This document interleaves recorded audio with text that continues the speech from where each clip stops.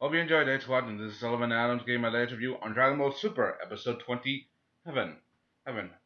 Now it's Vegeta's rise to shine. If you guys watched the movie Dragon Ball Z Resurrection F or Revival of F, you guys just basically skip this, because if you haven't, then you already know then major spoiler alert, Anyway, hey, it's now time for Vegeta's time to shine.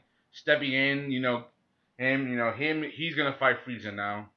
And Frieza, he's not gonna let Goku go away that easy. He tries to kill Goku as he's Vegeta just blocks his attacks. Vegeta, he is a boss. I'm gonna say it right now. He is a boss character.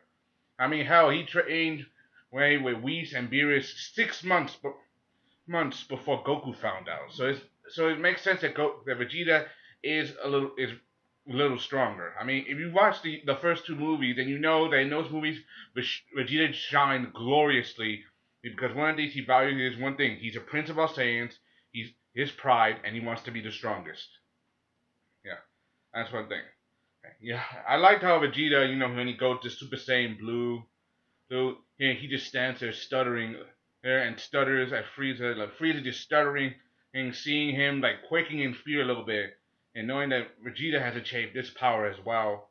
I mean, he already had his hands full with Goku. He's no match for Vegeta. Vegeta literally giving him the ass whooping of a lifetime. He literally knocked him down as Frieza just tossing blast at him, knocking him away with just one hand, and beating the crap out of him, and punch, kick, hit, breaking his legs, hence knocking him down like that was the all out. I mean, I'm talking very fast to describe it because I don't want to give spoiler, and because we've seen this all before. If you have, and I don't want to rush, and I don't want to rush this video. So, you know, and him kicking his ass at Frieza, and he's losing his powers. I mean, we all know Frieza. When he first attained this form, he gained power, but he didn't master it completely. So it makes sense. He doesn't have practice. He never practiced it. It makes sense. It's in a big way, but I did like it. How and how Vegeta was like your era is over and getting ready to kill Frieza, but Frieza comes up with a final scheme to destroy the Earth. He destroys the Earth, killing Vegeta and everybody on it. I noticed that I noticed that they put flashes. They showed images of everybody all over the world, the people they care about. They showed Chi preparing dinner, Videl with her daughter Pan, and and Bulma's parents, Android 18 with Krillin and with her daughter, hers and Krillin's daughter, Marin. And a lot of people were pissed that Android 18 didn't do much. All she did was sit back on the sidelines. A lot of people were pissed. I mean, in the movie, she helped out a lot. But she got her ass knocked down. So it's pretty messed up. I don't really hate Android 18, but I do like her as a character. I want her to at least do something more and than just be a mother. I mean, hell, she could be a lot in the Majin Buu saga. I mean, hell, there's no way. There's a lot of hell. There's no way. People already know this, but I'm gonna say it anyway. She's stronger than Krillin. Yeah. But anyway, things are bad. The Earth is destroyed, and Bulma's crying her eyes out. Everybody concerned, knowing that his wife and daughter are dead. Froze to frustrated house that he didn't do something about this sooner. But then he comes up with an offer. Whis has a power called temporal do-over. He has the ability to turn back time a little, and also he can do this. He can have Goku undo his mistake and kill Frieza. However, he can only do it for 3 minutes. And once he does it, he can't do it again for a while. That's a little more detail that they gave, in the movie, because they showed that he can do it for 3 minutes, but they never said they had a problem with doing it for more than 3 minutes. So it makes sense.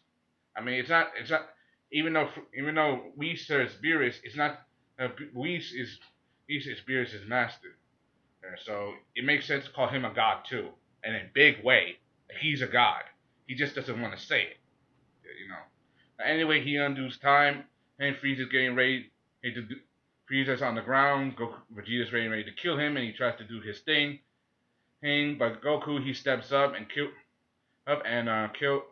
and kill Frieza, telling Vegeta to move out the way.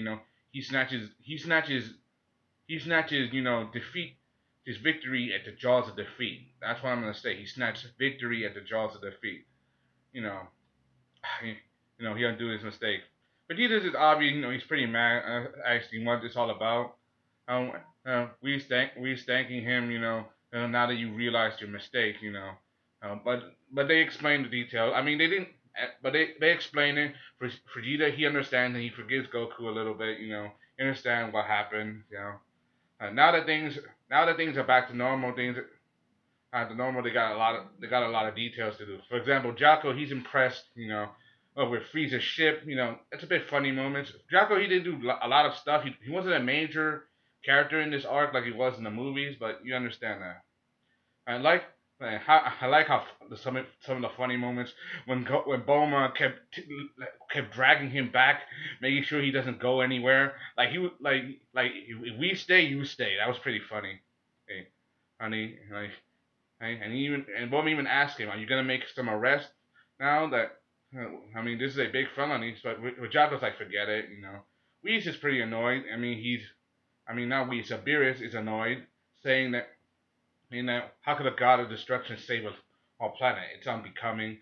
And Gohan's gonna thank him by giving him a big feast, on all you can eat. Just don't get in the way of Beerus and his food. If you do, he will destroy you.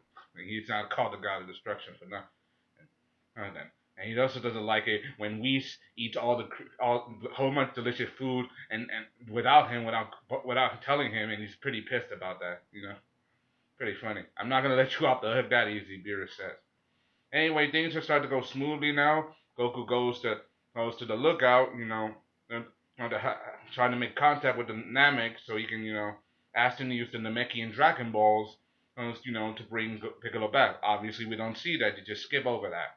And Gohan, he goes home to check on his wife and daughter. He loves them very much. I mean, Gohan, he's a good person. The problem is, he's not really much of a fighter that he was when he was younger. I mean, he became more of a computer geek than a warrior.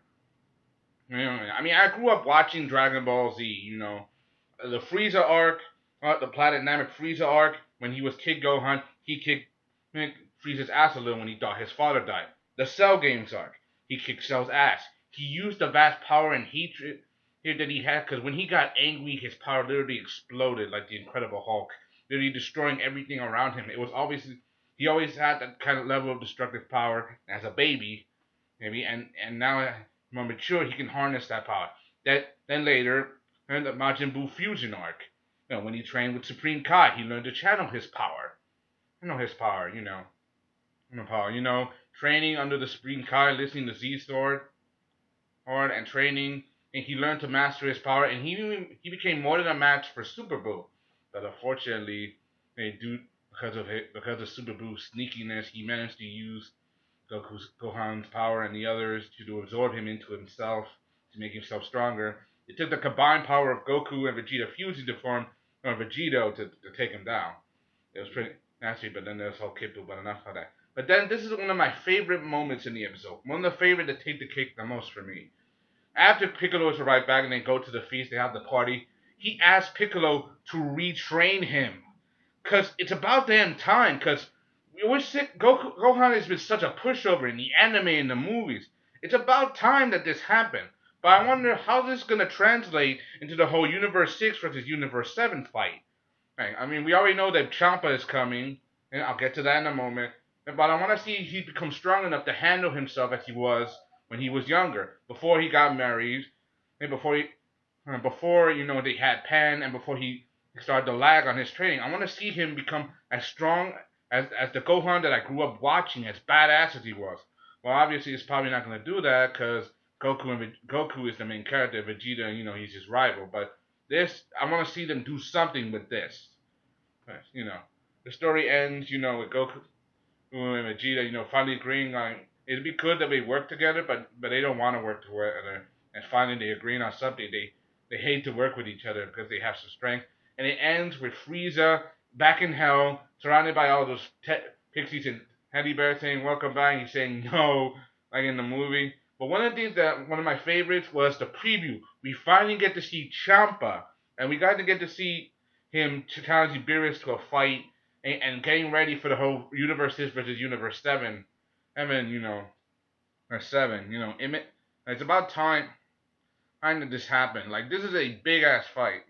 I can't wait to see. I want to see the new Saiyans that's gonna come from Universe 6.